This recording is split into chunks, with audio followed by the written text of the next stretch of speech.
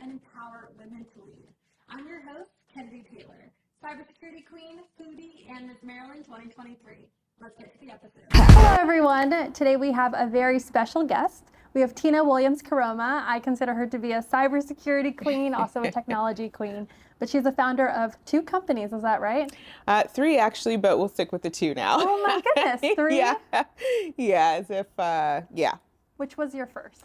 So TCecure was the first, and then I spun out CyDeploy and CySkills from TCecure just to have their own dedicated focus. Wow. Yeah. Okay, and how many years ago did you launch TCecure? So TCecure is 10 years old now. That's in terms of running it full time. It's 10 years old. Yeah. Wow. Well, Yeah. Congratulations. Yeah, That's thank a you. huge deal. Yeah. Did I'm you ever excited. envision yourself being a business owner when you were a kid? You know, actually, yeah. My first foray into entrepreneurship is when I was 7. So Wow.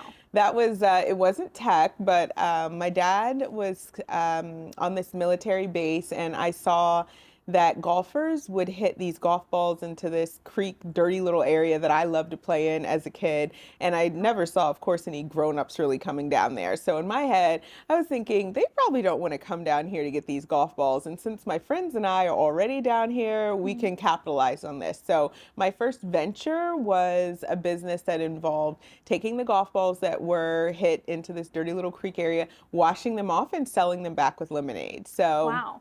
that was the first venture, yeah. And then I had a pet sitting business, a babysitting business. The pet sitting one was, that was one that helped me to understand stakeholders. So little whining dogs at night, my parents were not about that life, right? They didn't let us have dogs. And so, right. And so they were like, yeah, no, that business is getting shut down. So pet sitting business was the shortest lived, but you know, early lessons learned. Yeah. So what do you think makes you want to be an entrepreneur? Is it just a drive to be in charge, or do you want to make a change? Yeah, I really think it's about creativity and being able to come up with solutions to solve problems. I have this little mug at my house that has my name and like the definition of Tina, and you know, there's probably a million definitions depending upon I guess who you ask in the way of putting a poem to it. But one of the lines in there is, where there's a challenge, that's where you belong. And I think it's not like I like problems, right? I'm with anybody else where it's just like, ah. But at the same time, I like the opportunity to see a problem or a challenge and then be able to come up with a solution to address it. And I think that's what's really exciting to me about entrepreneurship. The other thing is around ownership, not even necessarily being in charge per se, but being able to own your destiny, being able to own the ideas, the opportunity to pursue those ideas, see how they work out, what may fail, what may work. Yeah. That's what's really attractive to me about entrepreneurship. That's amazing. Yeah. So can we go back a little bit? First, I want you to share a little bit about each company, and then I want to get into your background. Okay. So we'll start with TCecure. It's a services company that's really focused on helping organizations to create and maintain effective cybersecurity programs. So that includes, both the technical aspects, but in particular the governance. When I was doing a lot of teaching at the university level, what I'd find is individuals would be coming to get their master's in cyber. They were very technically proficient and sound. A lot of them already had careers and experience, so this was a credential being added. But what I found myself having to regularly talk about with students is ensure that whatever technical solution that you're bringing, you are making a recommendation in context of the business. Is this a small business or is this a large business? What is their budget like? What's their environment like? Some tools work better or aren't as affordable depending upon the context in which you're talking about. So that's TCecure. One of the problems that I noticed throughout my cyber career, to include with TCecure, is that there was always this friction between the CISO or security lane and the IT or infrastructure lane. And that particular friction was around POAMs, plan of action and milestones, security weaknesses, vulnerabilities, where the security teams would find the issues, they would prioritize which ones need to get fixed, but they weren't actually responsible for fixing them. They had to hand that over to the infrastructure IT teams that had the responsibility of testing them and implementing them. The challenge is that those two teams are largely day-to-day measured by different metrics. So on the security team, they want to make sure a breach is avoided at all costs. While the CIO and the infrastructure lane certainly has that as a focus or a priority, their day-to-day is system uptime. And frankly, they're more afraid of a system going down because of a patch or a security change being made than they are afraid of like some breach that maybe could happen in the future. So the challenge is that you end up with this patch debt or change debt, for lack of a better word. And the infrastructure teams are like, get in line, change. We'll make it when we have time to test it and then roll it out. And that could be months and sometimes even years, right? You read about these breaches where it's some vulnerability that's 3 years old and you're thinking, why was the hacker able to get in your system from a vulnerability that was 3 years old? And so that was the impetus for CyDeploy, right? Like it was, well, how can we speed up the time in which IT or infrastructure teams can get confident in making a patch or change, confident that there won't be a spike in help desk calls, confidence that there won't have to be rollbacks, and confidence that there won't be system downtime.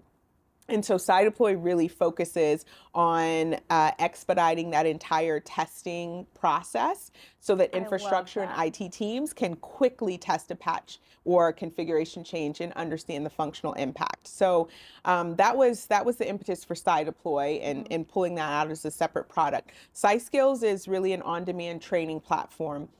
Really the vision and focus around that is not everybody is going to be a cybersecurity professional like as their career, but they do need to have a certain cyber awareness or training, just because cybersecurity is becoming a discipline that everyone needs to have some working knowledge of. And so what does the HR professional need to understand and know about cybersecurity? Well, if they're the ones that are the gatekeepers for getting talent in the door, they need to be proficient enough to be able to identify good talent to bring in the door. And that's across the board. What do board of directors need to understand and know about cybersecurity? So really, CySkills is focused on that awareness piece, and also for those that do want to become professionals, getting them started. So one of the questions I get asked regularly is, well, if I want to get into the cyber field, how do I do that? So because I was like having that conversation so many times, I was like, you know what, to scale this better, I'm just going to create like a quick course on becoming a cybersecurity professional. So that's one of the courses that's on CySkills. Oh, great. And it's a free offering, right? So, but I really want to build upon that. Have visions for each of these ventures, but you can't do everything in the same day. So I'm full-time focused on CyDeploy, TCecure, have a leader that's leading that day to day now. But still a subject matter expert for TCecure. And then CySkills is working with, I have a business partner that I brought in. So he's the operations side, so doing more of the day-to-day. Yeah, at any time, like all of these are all on my mind. They all are in like the cybersecurity technology field, but again, can't be like full steam ahead for all three at the same time. So just kind of have to balance my time accordingly. Yeah. Right. I feel like you're preaching to the choir, especially with CyDeploy. Yeah. I used to work with a government client and I would track POAMs. And it took a very long time to go ahead and remediate a lot of them. So. And it was, did you have to pass it over to like the IT? Yeah, I worked for the CIO and we were just going back and forth all the time. Yeah, so. all the time. Yeah. There's definitely a need for that. Yeah.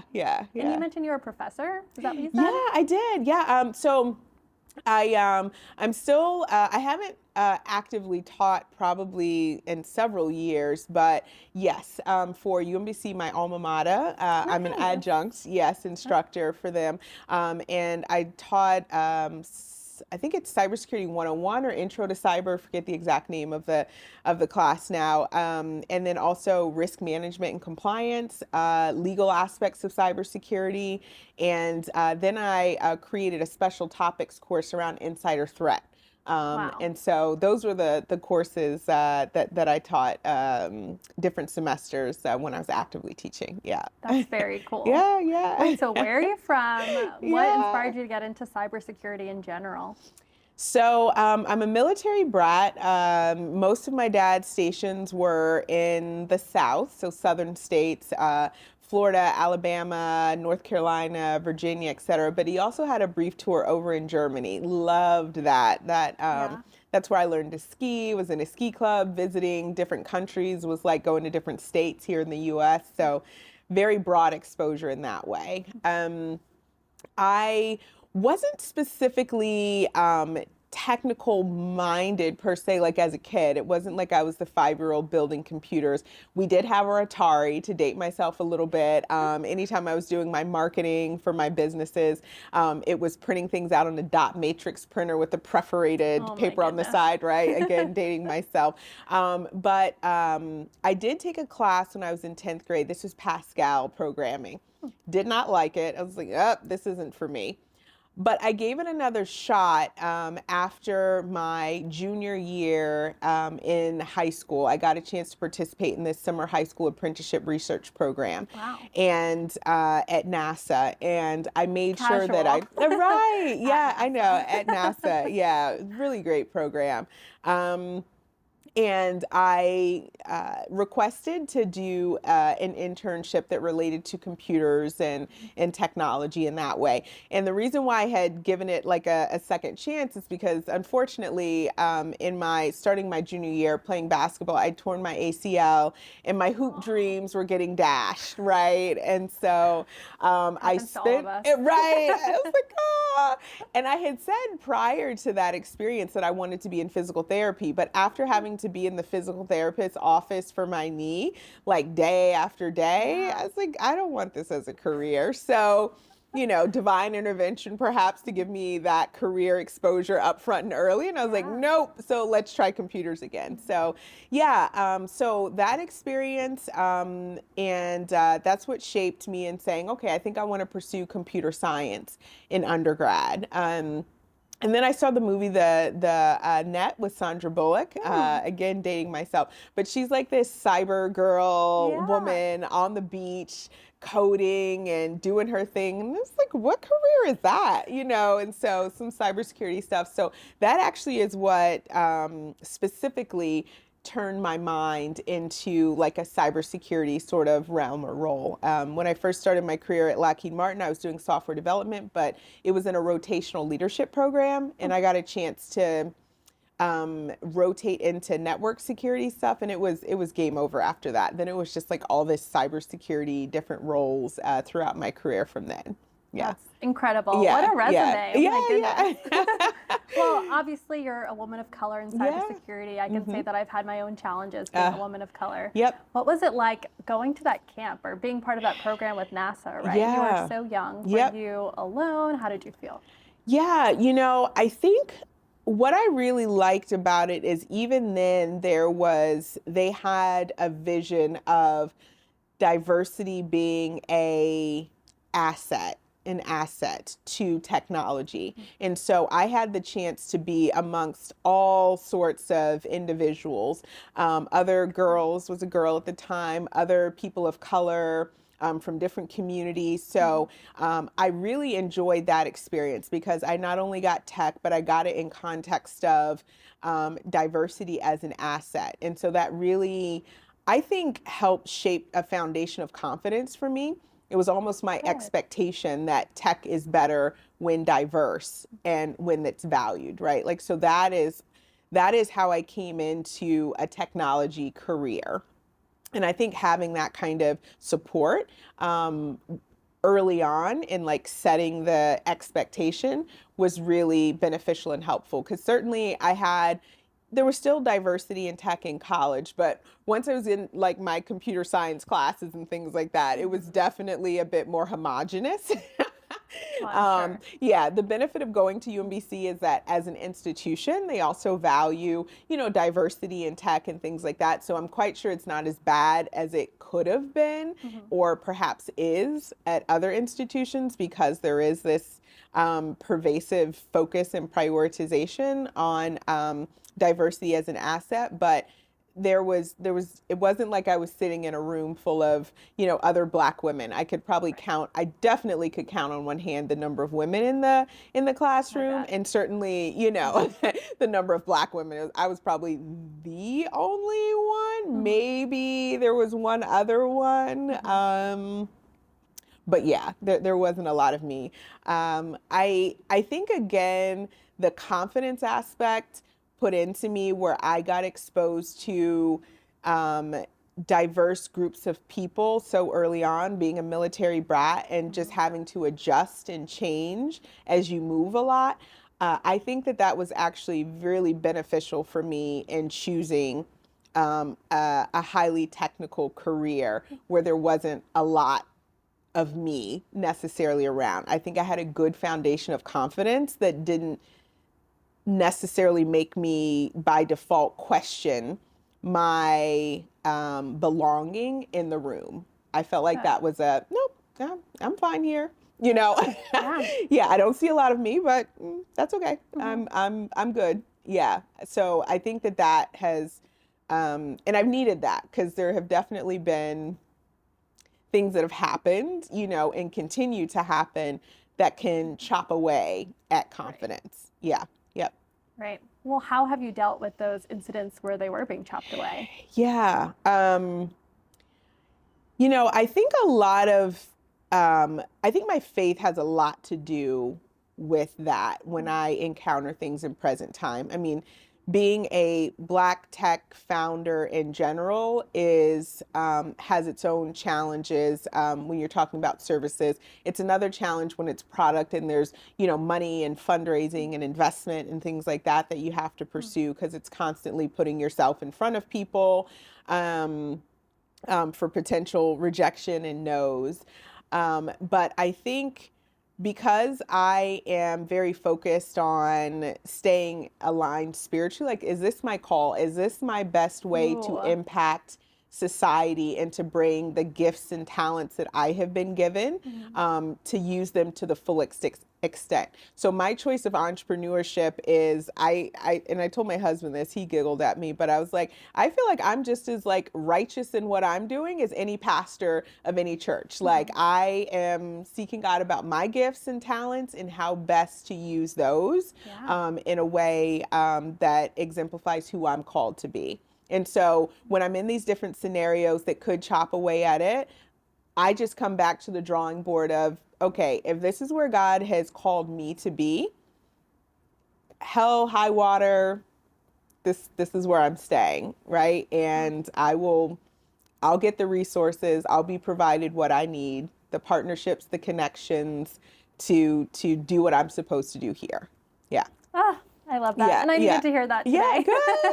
That's incredible advice. Thank you. Yeah, absolutely. Talk to me a little bit about the diversity at your companies, right? Do you focus on diversity? Yeah, so for me, it is something that I don't, because I think so much of recruiting and people being put into place is about your social network and social access. I socialize amongst a diverse set, right? And so at TCecure, for example, the number of individuals that we have there that are women, that are people of color, that are even veterans, it really hasn't even had to be so intentional, because when I'm asking around about, oh, do you know a person that you could recommend, right? And because in a social context, people oftentimes have connections where they feel the most comfortable, and it tends to be a bit more homogenous. And I think that from a human nature perspective, it works out well when you socialize amongst a diverse group of people. I think the challenge comes with other companies when they take that approach, when it's not a diverse by default, and they just check with their own closed circles. And a lot of times I think it's just by that default of human nature. It might not even be specifically trying to be racist as much as it is you're going to have to be a bit more intentional about reaching beyond an immediate circle, because there has been such a challenge historically in making sure that there's equitable access. That kind of perpetuates itself when you think of like some companies and individuals and who their close circles are that they've networked in. If you've had generations of lack of access and we're just now starting to bring in some of that diversity and broad access, there has to be a certain level of intentionality to reach beyond just immediate circles to make sure that everyone's social and professional context is broader than just who looks like them, right? And so That's a great point. Yeah.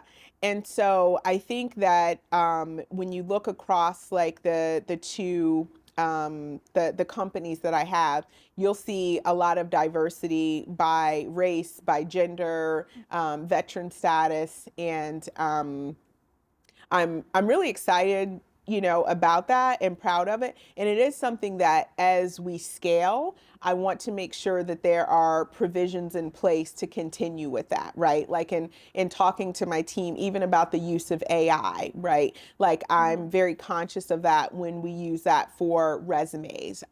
Read a recent article and shared it with my team on the TCecure side that does the recruiting and making sure that, hey, look at this article. It was calling out how people with certain names or in certain zip codes were, by a study, it was the same resume that was provided to teams, but different names were put on the resume. And certain names that were more Black sounding, it was like, no, we don't think that person is qualified. But then the same resume with like a more, neutral sounding name, they're like, yeah, this person looks like we should consider them. And that wasn't like just a one-off. Like statistically, that is how like the resumes and the proficiency of people, and this is just by names and zip codes, like where they live, right? Like, so I made sure my team was aware of this article and making sure that they were conscious of this bias in case there was an unconscious bias that could be going into them. And in particular, I made sure those responsible for recruiting had that article and were aware and conscious of that. That way they can consciously make sure that they aren't screening with that in the back of their mind. So I think even with the broad social and professional contexts and circles that I have and how diverse they are, I still think as you build and scale, and it's like just beyond you who might be in control of hiring and recruiting and screening, there need to be processes in place to make sure that that's scalable and that it's being done intentionally. Yeah. I love that. Yeah. And just being at a large company, I've had a lot of trainings on unconscious bias and how it can affect even your feedback. Yes. Right? Exactly. So I love that so much. Yeah. Okay. Yeah. And I'm just thinking a lot about you scaling your company, right? So what are your goals for the future? And also, could you clarify if you work with government clients or if you work with the private sector? Yes. So TCecure, we have had contracts with government, federal, state, and local, as well as commercial customers, so private sector. And then with CySkills, it's largely been commercial sector, and same with CyDeploy currently. But with CyDeploy and CySkills, looking to diversify, we have a pending contract, for instance, with CyDeploy, for a government customer. And so definitely want to be accessible. I think it's a horizontal problem that all three companies are addressing. It's just a matter of being disciplined about how we kind of take a strategic approach to entering each of those markets. So in terms of vision for the future, it really is focused on continuing to grow in a disciplined and focused manner, but scaling and doing things with excellence is always on my mind. So with each of the companies, there's a focus on just really solid business, right? Profitability, good metrics, making sure it's a solid company. CyDeploy in particular, I built to be a growth stage and am building it to be a growth stage company. So that is one where, build it, scale, and an exit, right? Like that's the focus for CyDeploy. And so I'm building with the end in mind, right? Like having conversations, looking at who our possible acquirers are, who would we want that to be, how should that affect our strategy and approach now, today. For TCecure, it's less about like a fast growth exit per se, but it is something that I want to be able to build and scale. I think the need for organizations to have affordable and accessible, meaning understandable, cyber governance programs and approaches is not going away. I think it needs to be there. And I think there with TCecure, it's really a focus on how do I clients in particular, when I was doing the consulting, would focus on, well, you break it down really well. You make it not intimidating. I feel like I can ask the questions that I should ask. And so I think for TCecure, it's really on how do I make sure that that same feeling or sentiment and approach is scaled. So when it's not just me, but it's reflected in everybody that is delivering services for TCecure, that is the sentiment, that they feel comfortable, that they can ask questions, that it's understandable, and the like. And so, I think for SciSkills, really looking at how we can incorporate and use like AI and machine learning to further the vision and goal for SciSkills. So that is both my partner and I there. We're continuing to hone and refine our AI and machine learning skills and understanding so that we can decide on how to augment our product and offerings in that way to take advantage of those technologies. Right. Yeah. And you mentioned a great point. I feel like everyone in technology, because it's constantly evolving, we all have to study and stay up to date. Yes. How do you do that? Yeah. I think it really helps that I'm naturally very curious. I think for me, it is, I have to watch myself going down like rabbit holes, because it's like when I see something new, I'm like, well, that's interesting. And then I start Googling like a certain article, and next thing I know, I look up, it's an hour. I'm like, Tina, that was not on the list for today.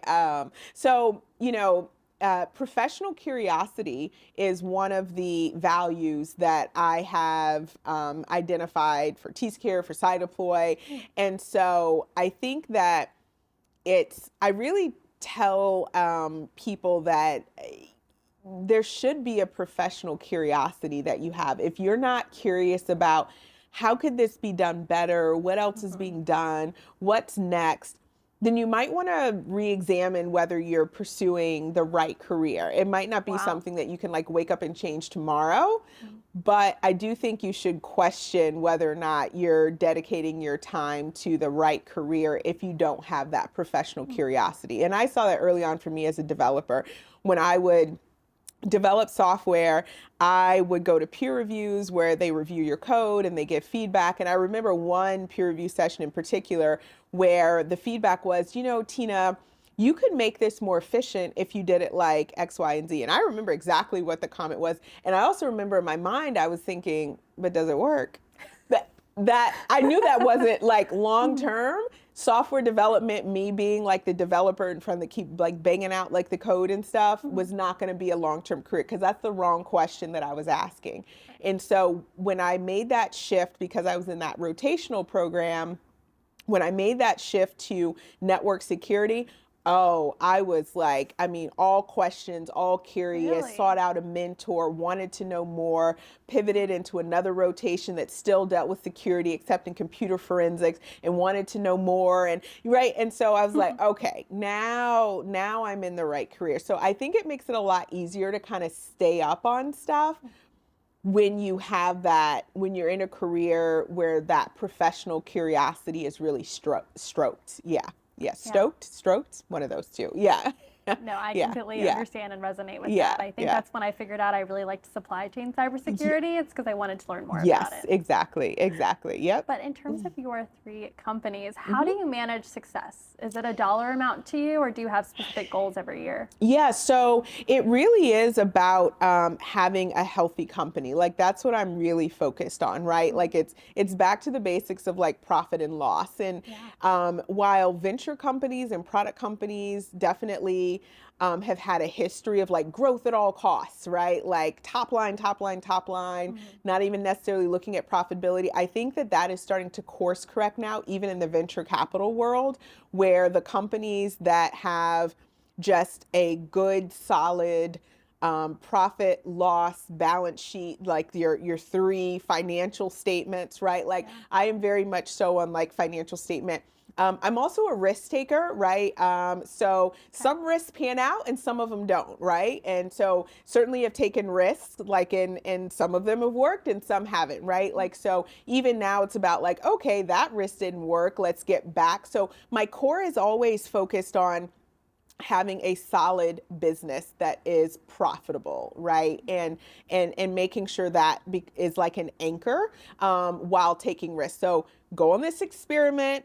Okay, if the experiment starts jacking up the balance sheets too much or for too long, okay, might need to rein that back.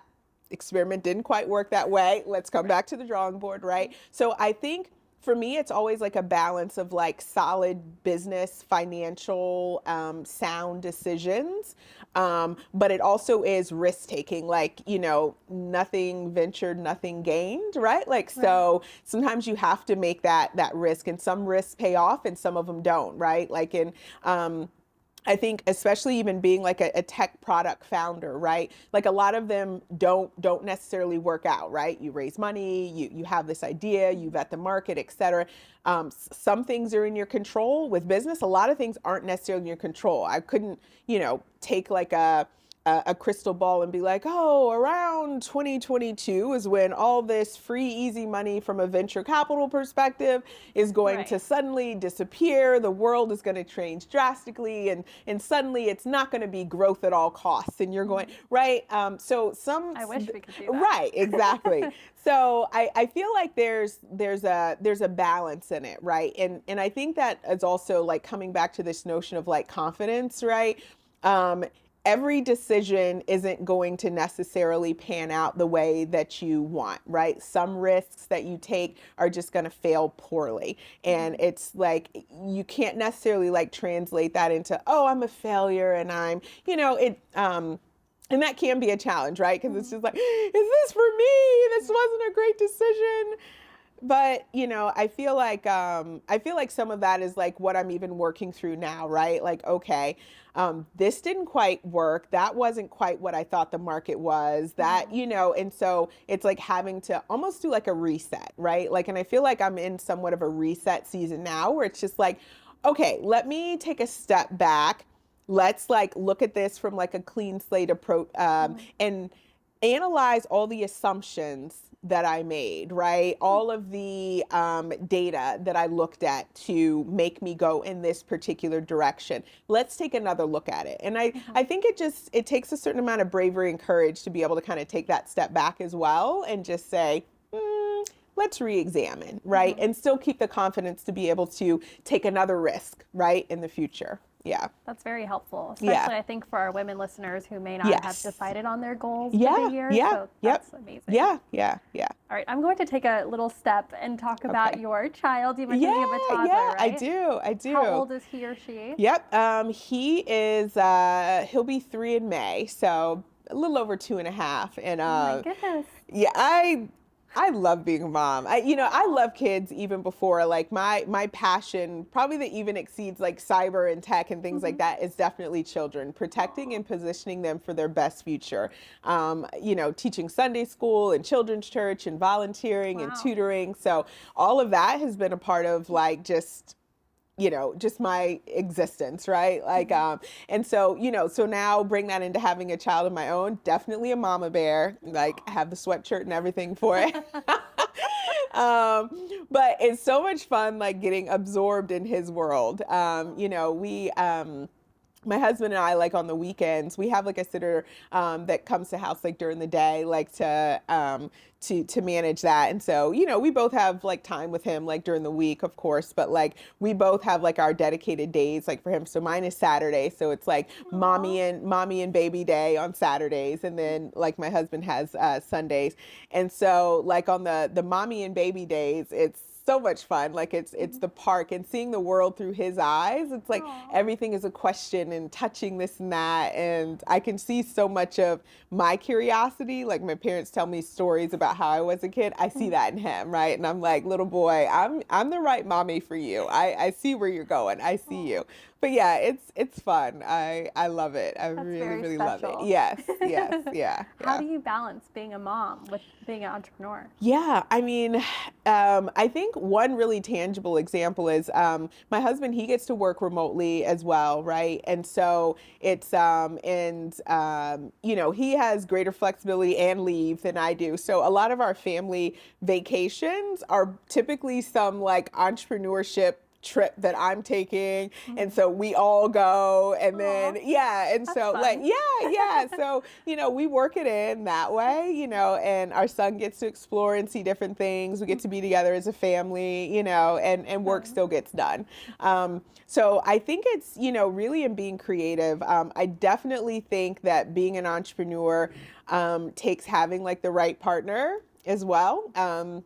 I was an entrepreneur when I met my husband, and he could see like all the madness that goes on with entrepreneurship, and he loves it. Like he has the same mindset like around like ownership and like wealth building and legacy creation and things like that. And it's really helpful because like when things get challenging and like he's like, I know it's tough, I know it's crazy, but this is important, right? And so yeah, I think in being able to balance that, it definitely takes like a partnership approach, right? Like in flexibility. Everything is like by calendars. He gets annoyed with me on like, I'm like, baby, did you put it, is it on my calendar? He's like, why are you trying to schedule me like an employee? I'm like, I'm not trying to schedule you like an employee, but if it's not on the calendar, it's a very high chance that I'm not going to get it done. I'm going to overlook it. So, it's like, yeah, like, where is it?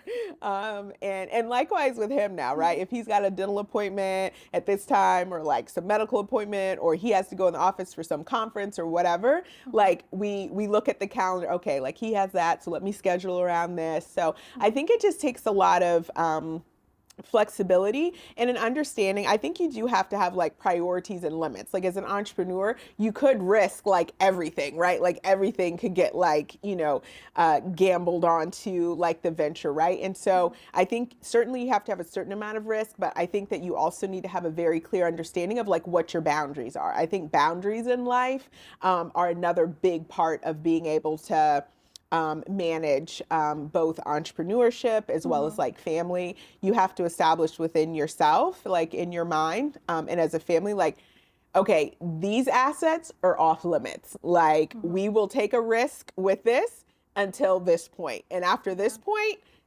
risk over, right? Like we're not dipping into these funds, right? And so I think that's also a part of just understanding like what your limits and bounds are for family and for business. And I think that's a part of like what helps to, I think, keep things orderly and sane. Yeah.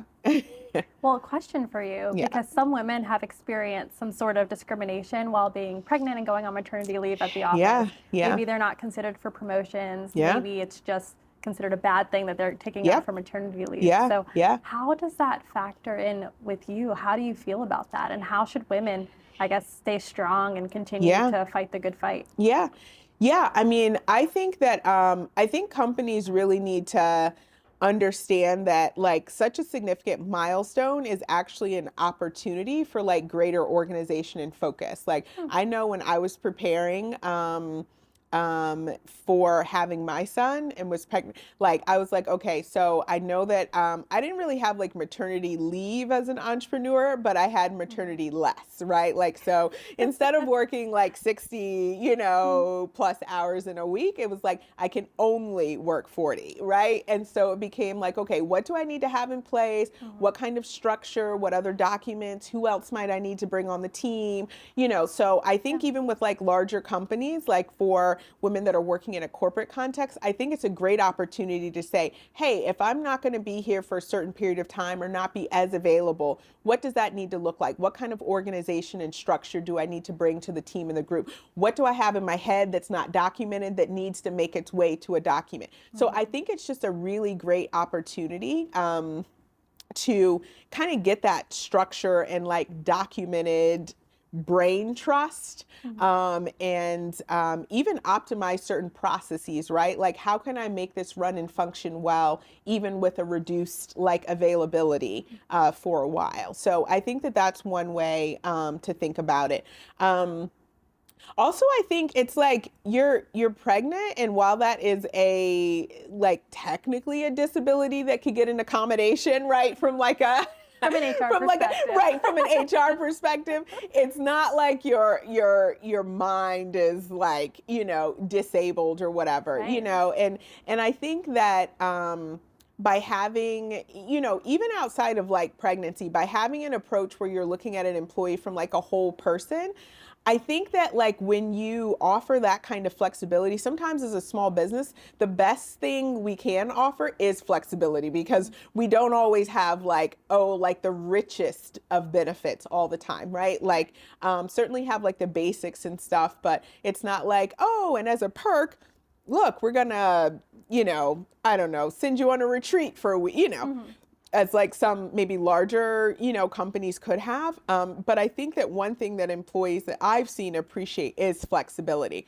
Can I have the flexibility if I need to run my child to an appointment, to, maybe work less this day because I want to make a sporting event, or, hey, it's, lie to you not, like one employee, like during ski season, like there's certain hours like that I really want to be able to be on the slopes. If he's developing, frankly, you don't necessarily need to be available during these particular hours. If you want to develop at night to get this thing out, and it makes you a happier employee to be able to like go ski like during like these hours during the day, go ski, right? Like, so I think that like having a certain amount of flexibility for pregnancy or just other life things that people have. I know I got that early. This was like law school. When I was going to law school, like my manager was working for a law. Law school? You didn't mention I'm an that. attorney. Yeah. Sorry, we can explain. Yeah. Wow. That's funny. Yeah. But yeah, like he had a certain, like my partner over the account at the time was flexible with me, where he was like, you know what, Tina, if the clients are happy and they're getting what they need, I don't need to see you every day. This changed from me having to go to Reston, Virginia, and then go to law school in downtown Baltimore 4 days a week. Not having to do that was like, I mean, I probably would have quit law school if he had been like one that wasn't flexible. And this was like a dream and a goal, right? Like much in the way that people want to build their family, et cetera. The flexibility that he gave me just made me work harder out of appreciation for the fact that I had that kind of flexibility. I wanted to make sure clients weren't just like good, they were happy, right? Yeah. Like, and so I think that is an opportunity for companies to have employees that work with an even greater level of like intensity and appreciation, because they feel like somebody has their back and is looking out for their goals and their interests as well. So that would be like my answer around like companies. And then also for like women, like you got to keep an eye on like your dreams, right? Like and making sure that you don't necessarily put something off that is like really something you're passionate about. I think it's like, that's kind of like a boundary, like for me, if it doesn't seem to fit here, start finding institutions where it does fit and can accommodate your dream. Yes. I love that. Yeah. Okay, just two more quick questions before we close out. One, can you tell us all of your degrees? Law school, what? That's funny. And also, can you mention your certifications as well? Yes. So my undergrad is a bachelor's in science and computer science. I have a master's in management with an e-business focus. I did that as a part of a leadership program with Lockheed Martin. So that's from Rensselaer. And then I am a licensed attorney. So I'm licensed in Maryland. I went to law school. And really the way in which I've used that so far is largely as almost like in-house counsel, CEO / in-house counsel, right? Like for reviewing stuff. That was very smart. Yeah. But like my career down the road, like I'm definitely justice is like core for me. Children, justice are two very core things. And so I'm definitely interested in being able to really defend and pursue justice for communities that have had lack of access, that have been disenfranchised, et cetera. There's definitely that bone in me. So I'm focused in this lane, cyber business entrepreneurship now, but I always have like my eye on like, this is what I'm building towards, and like, this is what's next. Yeah. Amazing. So, yeah. I'm very interested in data privacy, and eventually I think I want to get into data privacy law. Yes. So maybe our paths will intersect. Yes, exactly. There's a lot, especially with like AI and data and training and technology is only going to I think the uses of it and how pervasive it is throughout society is only going to necessitate like more of a governance legal structure. Yeah. Buckle up. Yeah. Yep. Buckle up. That's right. Yeah. And lastly, do you have a role model? Role model, I feel I have a lot of mentors, right? I really believe in the biblical scripture, in the multitude of counselors, there's safety, right? And so I really try to put myself around people who have been where I'm trying to go, and are doing it in an ethical and morally sound way, right?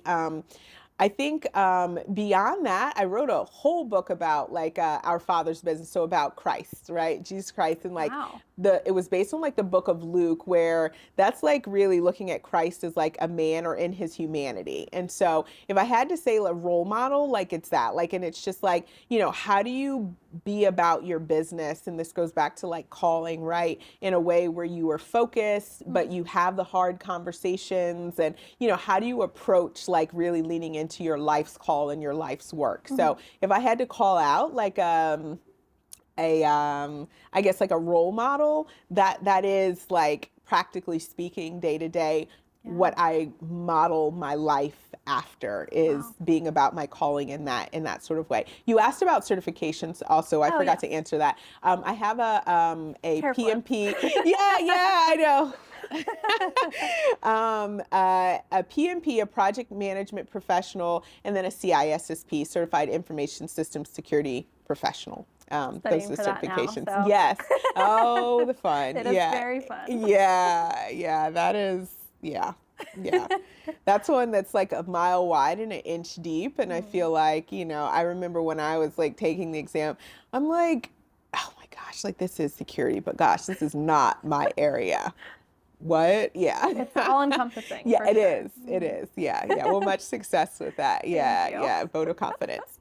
Well, thank you so much for joining today. You don't have a lot of time, so I appreciate you joining. And please let us know where we can follow you and support you. Yeah. So on social media, you can. I'm on CyDeploy and TCecure are on Instagram and Facebook and X now, I think it is, instead of Twitter, and LinkedIn. So you can find the company pages there, TCecure, TCECURE, CyDeploy, CY, and then the word deploy. SciSkills as well is on LinkedIn, so you can find SciSkills on LinkedIn. Awesome. And I will link your LinkedIn as well because you're so fun to follow. Oh, thanks. You travel all quite kinds often. of stuff. Yeah. Good. Thank you. Thank you again for your time.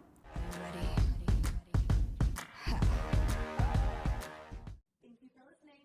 If you enjoyed as much as I did, make sure you like, comment, and subscribe on YouTube or wherever you get your podcasts. See you Wednesday for a brand new episode.